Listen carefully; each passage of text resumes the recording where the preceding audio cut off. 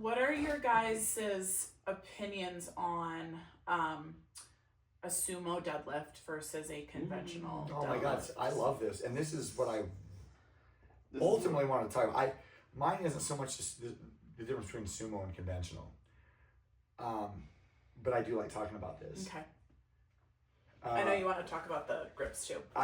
Yeah, that's the big one. But for me, the difference between we talk shit about sumo. I know. It's not just us. I think it's been a thing. It's a thing. It's Everybody, just a thing.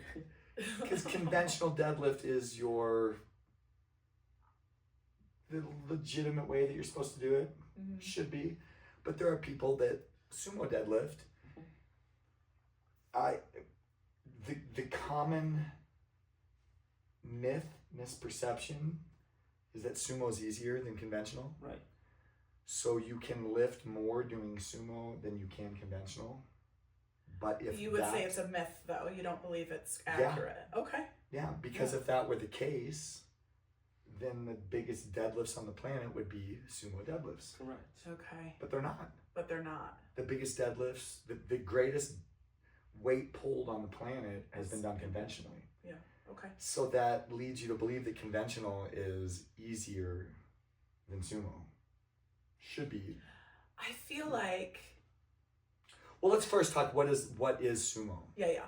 So first, what's a conventional deadlift? Now, I think Jairo is probably the best because Jairo trains competitive lifters for the deadlift. Well, your conventional is going to be narrow stance, feet about a foot apart from each other, parallel. Well, maybe a little open if you get into specifics, but basically knees inside of the arms, right here, and your sumo. The opposite, wide stance, toes pointing out, about 45-degree out, depending how wide you go, and the arms are inside. So that's it. Yeah, it's just like a narrow squat or a sumo squat, which for some reason those don't get talk shit about. No. It's just the deadlift. Just like if you say I'm a sumo squatter, that's cool. Yeah, still that's pretty a good cool point, squat. actually. Because we have a guy in the gym that lifts sumo. He's a good close friend of ours, and we love him. Yeah. But we let And him he's know. strong AF. He's very strong, but we let him know. We let him know. And he stays sumo. Although it might have been a 500-pound deadlift, it's still a sumo deadlift. But it is unfair to him. Aww, It is cool. unfair to him, but we will never let that go. You know, It's just part of still it. fucking impressive. Yeah. It's I don't know. I don't know who started that. I don't know why. But some people, I've had clients that just cannot do conventional. Well, I honestly, because obviously, as a runner, I work with a lot of runners. That's, my niche at the gym. And runners especially have a very tough time doing a conventional deadlift and keeping proper form because of the way that running has molded our bodies after doing it for so long. We have really long femurs, and that makes it very difficult for us to keep our back straight on a conventional deadlift. It just does. Yeah. And so I will either have, to be honest, I don't really have people do sumo very often. But I'll typically have to put plates on the ground and have the bar come up a little bit, because otherwise people have a really tough time getting low and keeping their backs flat, myself included. It's not just, so what you really have to look at somebody's anatomy and be like, what are we dealing with? And then looking at all the different ways that you can deadlift. There's the sumo, there's conventional, there's Romanian deadlifts. Yeah. You can use single-legged, you can use a trap bar, you can use kettlebells, you can use dumbbells. There's tons of different ways. The trap bar is a really good option too. Yes. I agree. You have that somebody allows that you to has lift, some issues. It allows you to lift much heavier. For sure. Without... And it oh my God, it takes so much strain off your lower back. Yes. Because you're not holding the bar in front of you. Right. Which is, even though if the bar is right in front of you and you're still pulling it straight up your body, it's still slightly off-centered. Sure. When you're using the trap bar, and it's safer. It's much safer. It's definitely so it's safer. You use it more for athletics and it's like, again, if you're not competing, right, it doesn't matter. Right, the athlete comes in and unless your ego is, you just want to do it for ego purposes, which is also fine. This is mine that I've just been itching to talk about this. Tell us. Yeah, this is the one, is the grip. Yeah. Is grip. So if there's one thing I always look at is why. Because I see people in the gym holding the bar a certain way, and I always want to ask them, why are you doing it this way? Right. The majority of the time is, I learned it this way. I learned it this way. They don't know why they're doing it. Right. I'm going to tell you my opinion on the grip. Please do. Okay, so for me, when I'm deadlifting, I deadlift hook grip. Hook grip is overhand and thumb underneath your fingers, which is what we are taught in Olympic lifting. So you use your hook grip. It allows you to not use a strap. When you're hook gripping on your cleans, it allows you to like flip it. Well, you're holding hook grip until the flip, because when you flip, you lose that grip. I see. You're no longer gripping the bar because you're catching the front rack position. But the whole purpose is for you to be able to lift a heavy bar without a strap and be able to catch it in the front rack position. Now, I have seen people switch grip, clean switch grip, which is very interesting to me. But there are some people, it's very few, some people can do that. But for me, when I'm deadlifting, that's why I am doing it, and that is why I want people to hook grip or have straightforward, is because for the purpose of Olympic lifting. If you're not Olympic lifting, then what does it matter? What does your grip matter? It doesn't matter, correct? But for me, but at the same time, I look at people when they switch grip. And why, and I'll let Jairo explain it, because Jairo trains competitive lifters. Why do you switch grip? Some people just don't have the strength to hold it. But how does it benefit you in the switch grip? Well, it's gonna be stronger. You can get under it. So the way you grip the bar, you can get under, kind of wrap your wrist around it. It's just gonna be a stronger hold. And because they're maxing out. And it stops the spin of the bar, correct? Yes, correct. Exactly what that happens. So you wrap, one thing is turning it, torquing it this way, the other way is torquing it this way. So you're locking it in there. So yes, when you get under it, you lock it. But then what happens when you tear a bicep? Well, that's the thing. That arm that's underhand, you can't go. People, you can see people, even when they're going, like, they're using this hook grip, you can see some people trying to flex. It's like, ugh! You'll never do underhand unless you correct that. Because you have the tendency to try to curl those 300, 200, 400 pounds. That bicep's not gonna like it. So, to say the least. I don't teach it.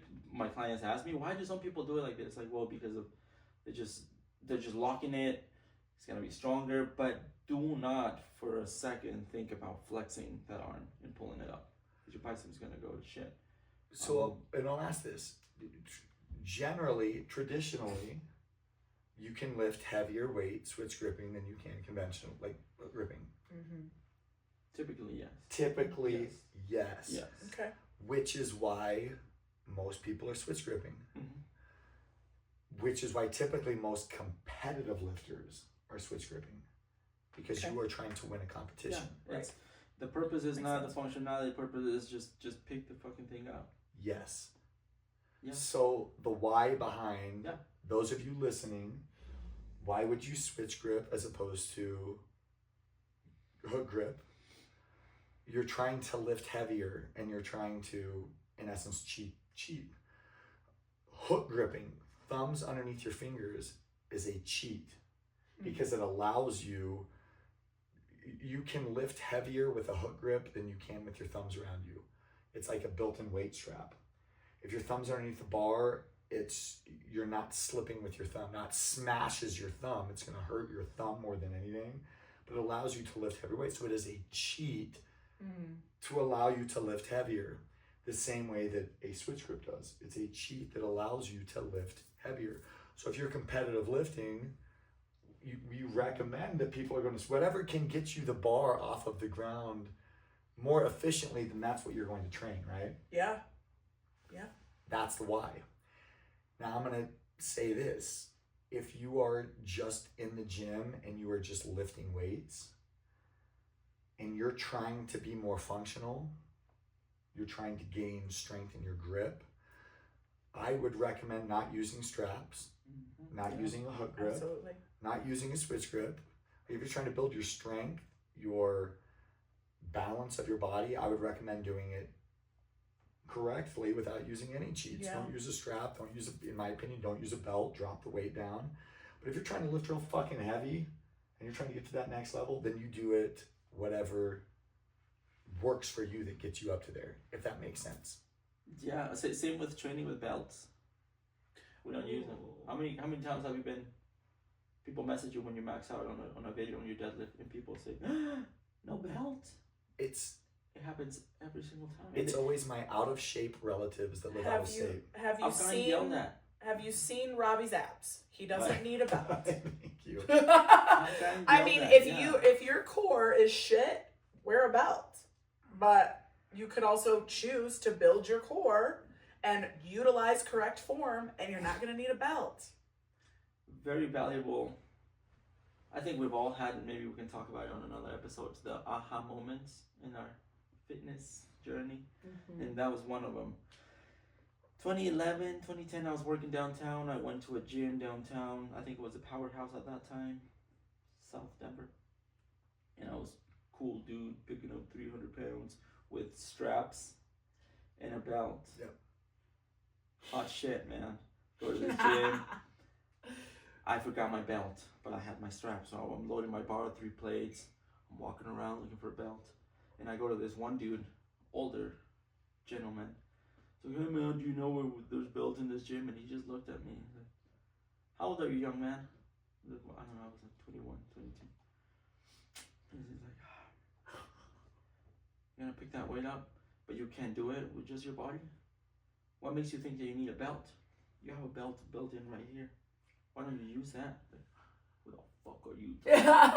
He left me thinking. Yeah. And he told me, look up into Pavel Tusolini. You know who Pavel Oh, yeah. The master of kettlebells. The ladder. Yeah. Look into Pavel Tusolini, man. Learn about real strength.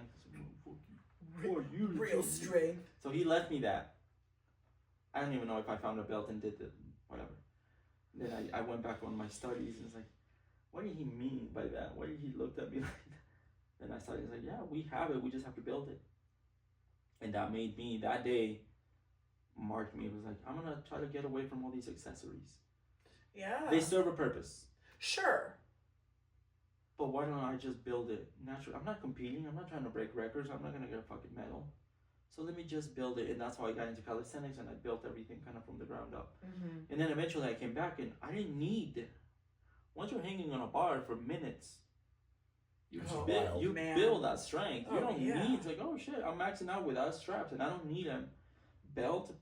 I haven't used a belt in years. But people are not used to seeing that, obviously. You go to competition, maybe if I was competing, I would be using those things. Yeah. Because I'm trying to squeeze as much as I can. And it's safe. But if I'm at the gym just kind of testing it, I'm not going to use it. I don't think I need it.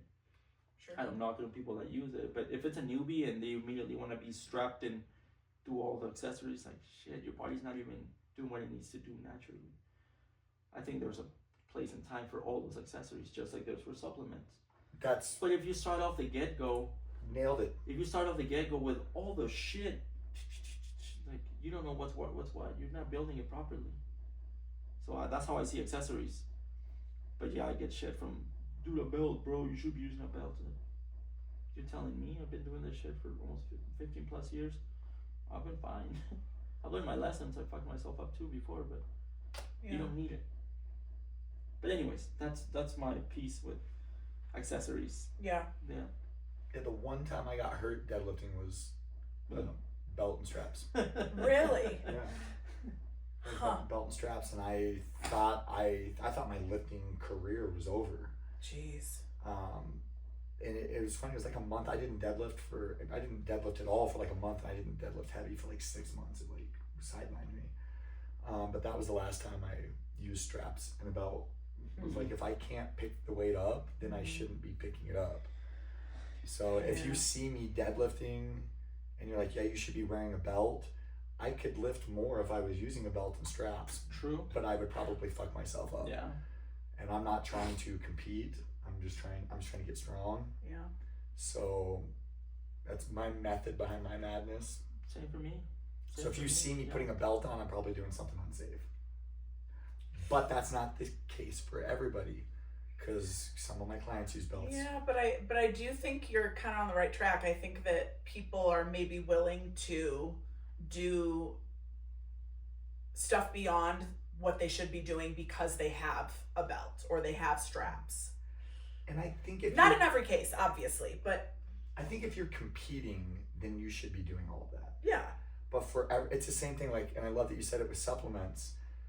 It's like when clients come in there, they have all the supplements laid out. I'm like, this is really not gonna do that much for you. Like for you, the magnesium, the amino acids, the essentials, like all of those things. If you are a professional athlete and you need to get from 98% to 99%, kind of like Walter White cooking the blue meth, the difference between the 96 and the 97, yeah, it's significant, right? Like that's going to get you to the next level. Yeah. But for the average meth cooker, you know what I mean? Like you're starting at 40%. Yeah, 50, so for 60%. So. Yeah, so for all of us, like, you know, even me, like taking supplements for me, it's not really doing all that much for me. It's not going to be night and day, right? It's going to be like someone like me. I take magnesium every night, but I'm also prone to quite a bit of muscle cramping. And you're also running. Right. I'm at a pretty high level for sure. I'm not That's a pretty true. high level, like elite level. Necessarily. You're like an elite runner. Yeah. It's a little. Yeah, I see what you're level. saying, but I mean, like things like electrolytes.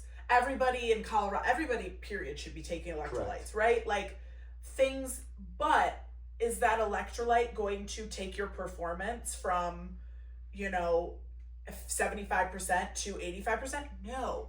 Are you going to feel better every day? Are you going to be more hydrated? Absolutely. Yeah. But you should not be, the things you need to be concentrating on more than, gosh, what can I go buy at GNC, is what are you putting in your body every day in the form of food? How much are you sleeping? How much are you exercising? Are you getting 10,000 steps a day, right? If you're putting way too much attention into the supplements and not everything else, that's your problem. Yes. Is the placebo effect real? Yes. Oh, yes. For fucking sure. I've met people that, and I was that guy. I was that guy too. I was spending the hundreds every fucking month on the new color pill, the new capsule, the new powder, and they're so expensive. Hundreds of dollars wasted. It's like, oh man, I feel it. Feel what? I still look like shit, and I still can't perform the way I did if I was eating right. I was spending so much money on branched chain amino acids. Oh, dude, the BCAA. Oh, yeah. I talked about those a couple episodes ago. I was taking so many of those, and then you realize it's in your that protein powder. Just need It it. was in the protein powder that I was already or real food. Yeah. 100%. Yes, 100%. For me back then, I was taking lots of protein powders. Like, protein powders was my. And I was those got pushed so heavily a few years ago. It was like everybody had to be drinking protein powder, else you were out of it. Yeah. And I can't tell you the last time I took a scoop of protein. I was gonna say I don't ever see you with a protein shake. Yeah, I can't remember the last time. Every now I and see then, you with fucking salmon instead every goddamn day. We smell the salmon. Yes. We smell the salmon. Just eating it straight out of the can. I can tell you the only time that I will take a protein powder is if I'm unprepared. Which they're good for that, right? Yes. Like they're very good for convenience. Yeah, I'm late. I don't have time to eat. Yeah. I'll take a scoop, but that has been months.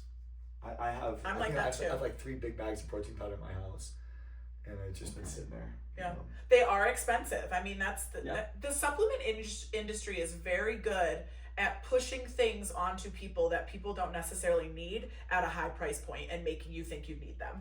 And it's a multi-billion-dollar, maybe even trillion at this point, industry for a reason.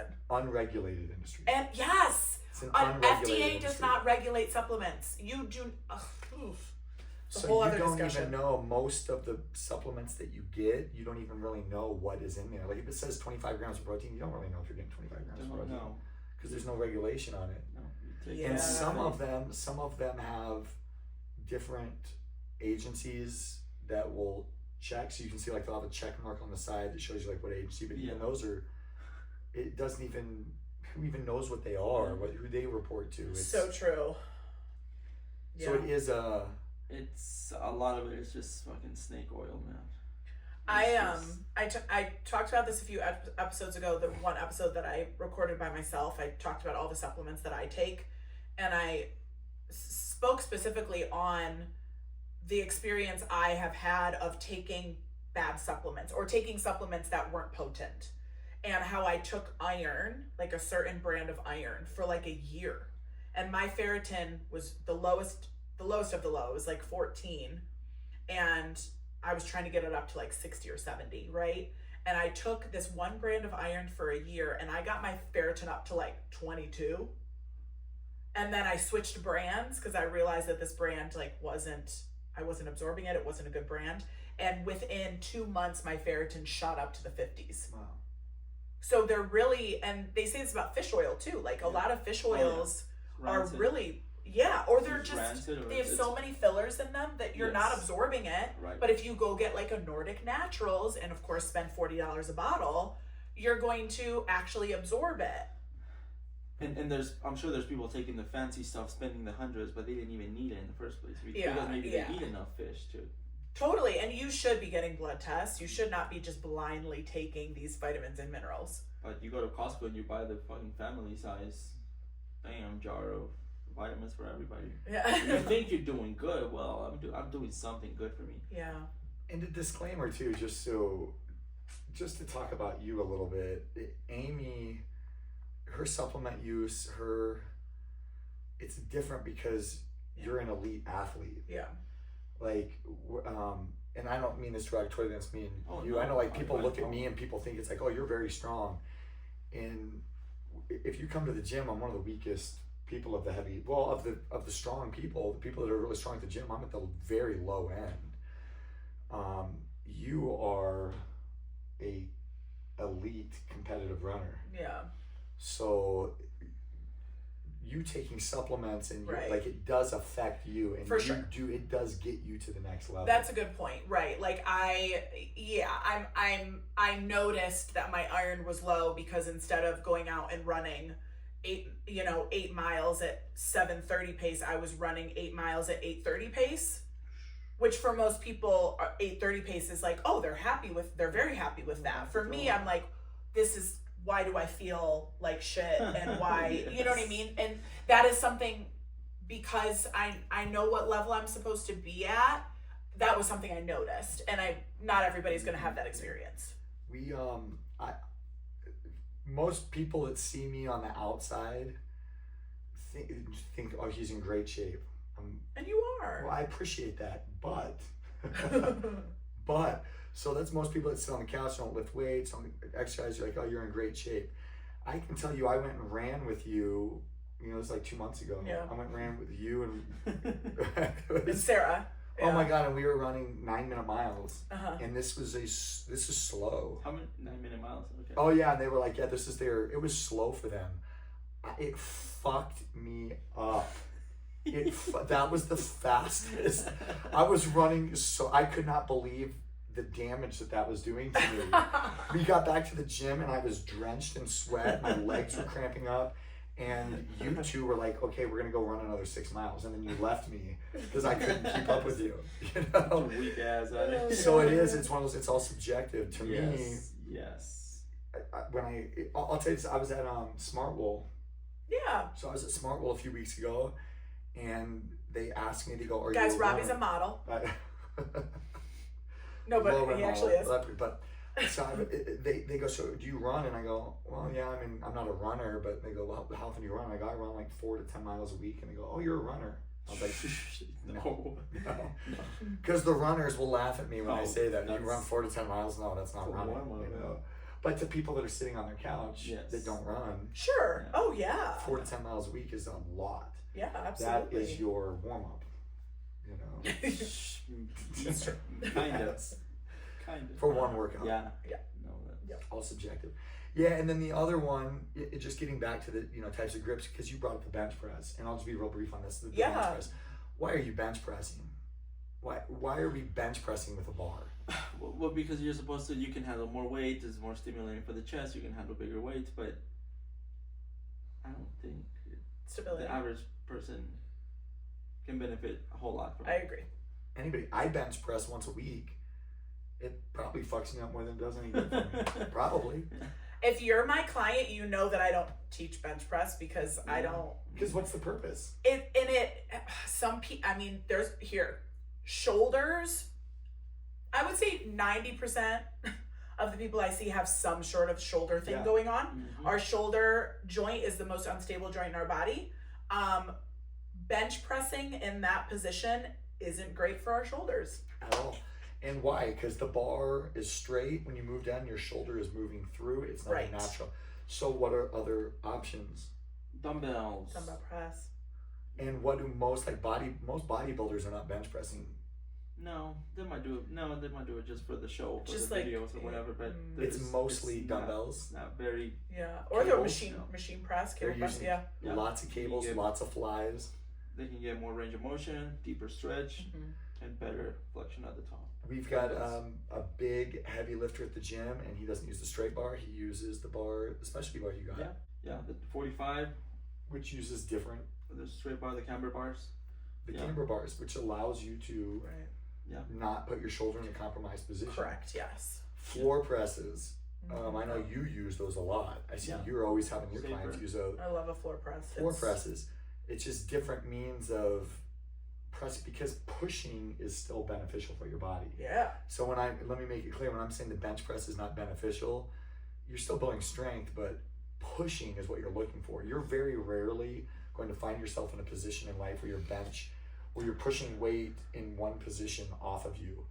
If you, let's say you were trapped underneath rubble and you're pushing weight up off of you, you're not going to bring your hands to the side, position your hands evenly, push through. You're pushing probably straight through your chest to get stuff off of you.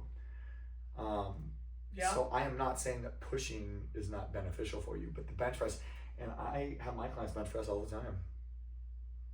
All the time. Well, and people certainly will want that too, because they know it's one of the main lifts. They want to track their progress. There are going to be people you get, and if somebody asks, "Hey, I want to improve my bench press," Sure, you should absolutely do that for them, right? Totally.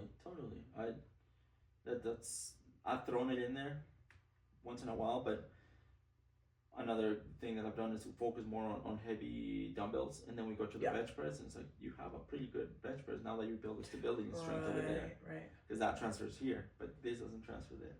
Yes. It's kind of like 100%. single leg movements. If you get a good fucking a good single leg squat or a skater squat or pistol squat, you go to your squat or your leg press, all of a sudden you're stronger.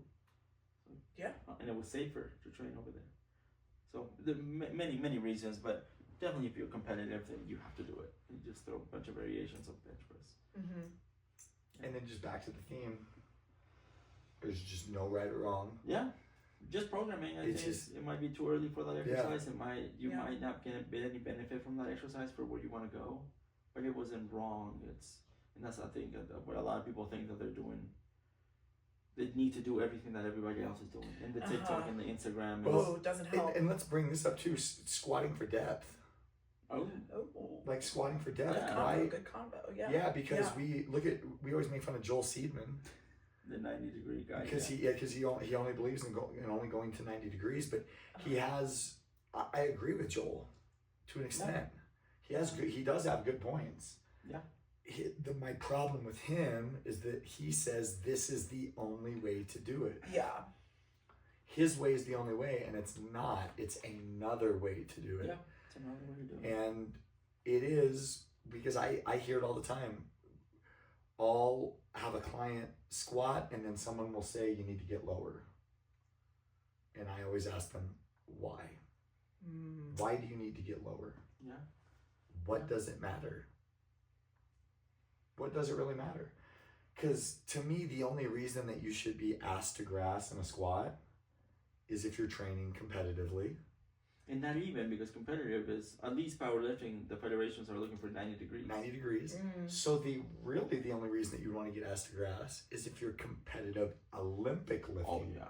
Where you're catching weight in the front rack position. Okay. And you have to get all the way down to the ground because you're theoretically, if you're cleaning or you're snatching, there's a point you can't lift the weight up anymore. You have to get underneath it. Sure. I guess where I come from on the depth thing, because I fully agree with everything you're saying, is I would rather somebody back off on weight and try to get a little bit deeper, because I think that they are engaging more and the exercise becomes a little bit tougher. And instead of putting all this weight on and just being able to say, oh, wow, I squatted 200 pounds today, and you look at their depth and they're not really, and you're like, okay, but how much are you recruiting the muscles you're meant to be recruiting in this exercise? Yeah. That's kind of where I come from with that.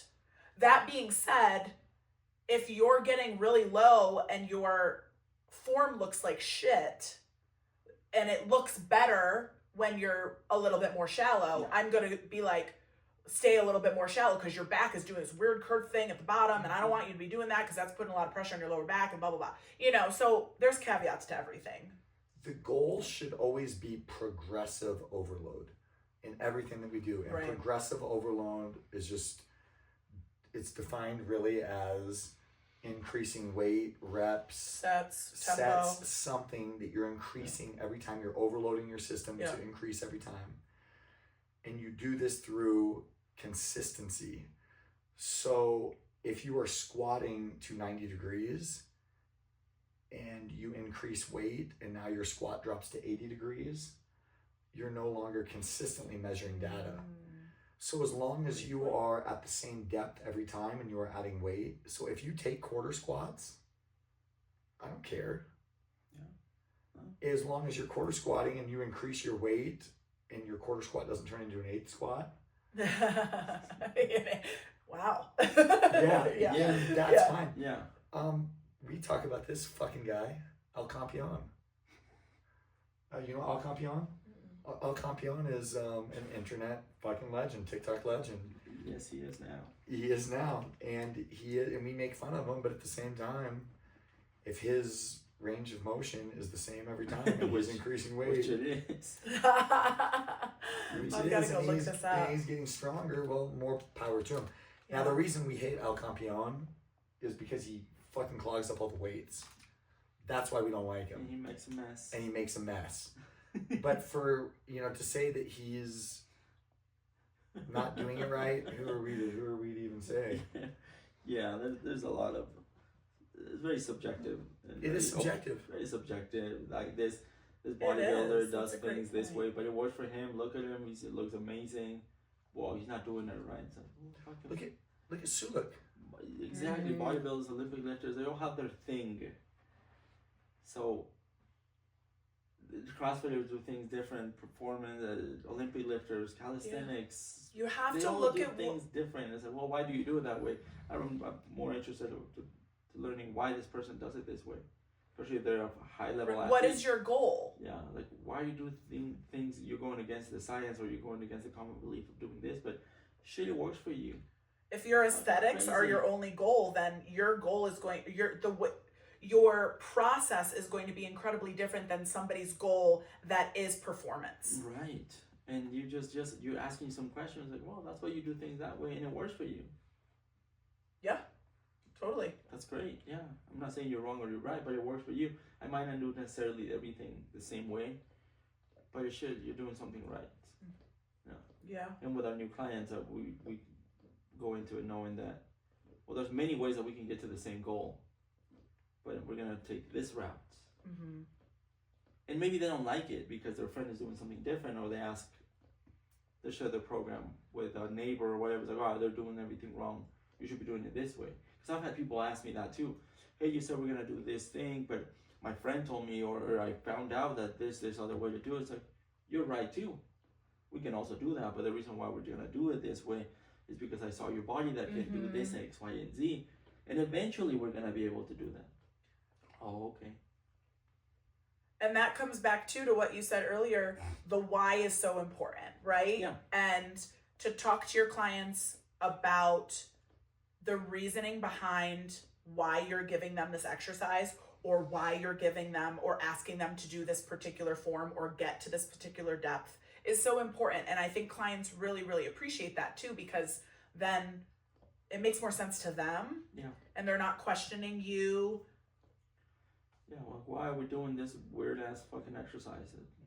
Yeah. Well, because it's gonna build this and this and this. We're only gonna do it for a couple weeks or months, and then we're gonna graduate this. But this will give you the stability to do this. It's like face pulls. Yeah. There's so many different ways to face pull, and you see that people telling you you're doing the face pull wrong because you're supposed to come here and pull out here. Really, the only right or wrong face pull is if you're bodybuilding and you're going into a competitive event and you're trying to rip up your back. This is a different pull than this, which is a different pull than this. You're hitting different parts of your back, so you got a trainer that's trying to get you to hit this strand of your delt. That rear delt is very specific. But for most of our clients that come in and have 30 minutes to hit their back, we're trying to get you to pull and hit as many muscles in your back as possible. Yeah, that's so when you look at TikTok and Instagram and they say, "Oh, you're doing this wrong," well, you're not really doing it wrong. It's just you're not bodybuilding. You're not bodybuilding. We're not gonna spend 40 minutes hitting one small muscle from all the angles because you don't fucking need it. Yeah. We're trying to use your. Now you're gonna show up 7 days a week, then maybe our program is gonna look way different for a 5-day a weeker to a 2-day a weeker. Oof. It's gonna look very different. And I've had, especially guys, oh, I want to do more chest. Where it's like, well, we can spend the whole fucking session doing chest, but I won't see you for another few days. And then what is that gonna leave off? Just we gotta squeeze all the lower body and all the other stuff there. Yeah. Unless you're doing stuff by yourself, it's very subjective. It's very specific to different clients and different goals. Yeah, absolutely. So, just to finish off, I don't think there's a one size fits all. I think that's the entire conclusion of this entire conversation is there is no one size fits all. There are caveats to everything. There are nuances to everything. And you really have to consider the individual person in every way possible. And you listening, ask why. And don't be afraid to ask why. Why are we doing this? Ask your trainers, why are we doing this? Sure, absolutely. And they don't have an answer for you. And ask your TikTok influencers why. Right. Ooh, yeah, please do. Because sometimes I wonder where they're coming from too. And if they can't give you the why, then why are you following them? Yeah, absolutely. Absolutely. Yeah, one of my favorite answers to give when people ask fitness questions, especially over messages, is it depends. Hey, how do I get the 6-pack? Well, it depends. Well, what do I need to do to get to this? Well, I had a client ask me recently, she goes, I asked you this, and the answer is always kind of like, it depends. What works for you? It's like give me the 20-second answer because I need to go. Give it to me. I don't fucking know anything about you. That older man that comes to the Red Rocks workouts, the one whose son passed away, right? He came up to me yesterday and had a conversation with me about running, and he was wondering if he should run the Colfax Marathon, and he was telling me kind of what he's been doing with regard to the running, but he was telling me that he was having some joint issues and some pain when he goes on 2-hour runs. And but it was like a very fast conversation. He was like, what should I do? And I was like, it really would be tough for me to give you an answer knowing only what you've told me today, right? Like it's very difficult for me to come up with an answer for you. Like I need more information. I'm not your coach. I haven't looked at your training, And I think that's often, unfortunately, like it would almost do you a disservice for me to give you a very concrete answer right now. Yeah. And a lot of people, especially on the messages, or you invite them for a consultation, let's just talk. Let's get on a phone call. Totally. It's like, well, you just want to sell me on something. I was like, well, I just need information. I just need more information. Yeah. If you really want the help, let's just do a free consultation, an assessment, or whatever you want to call it. Because giving you the 10 points on how to get a six-pack of how to get stronger might not even apply to you at all. Sure. So I don't know what the fuck you're doing. Yeah. Yeah. So it's so broad, but unfortunately, there's a lot of people out there that have all the answers. Like, yeah, do this, just do more of this, just do more of that. It's like, all right, man. Sounds easy. Mm-hmm. Yeah. Yeah. All right. Thank you guys for tuning in for another episode of Gym and Tonic. We will be back in 2 weeks. Yes. Cool. Yes. Thanks, I think guys. so. Thank you.